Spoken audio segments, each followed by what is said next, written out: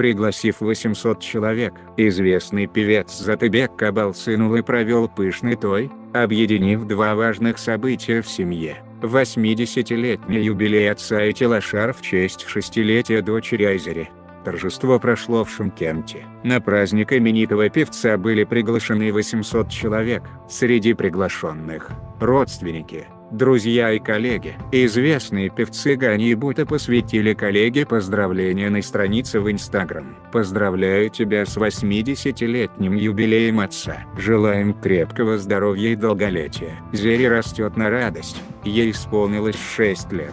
Она пошла в школу. Поздравляем с проведением Тилашар. Желаем вам с Алией всего хорошего. Пусть в вашей семье всегда царит радость. Пусть будут праздники. Ждем еще хитов», — написал певец в соцсети. Сам Затыбек поблагодарил гостей, которые пришли на торжество. «Это богатство, подаренное мне Всевышним. Моему отцу исполнилось 80 лет, а дочери — 6 лет», — написал артист на странице в соцсети.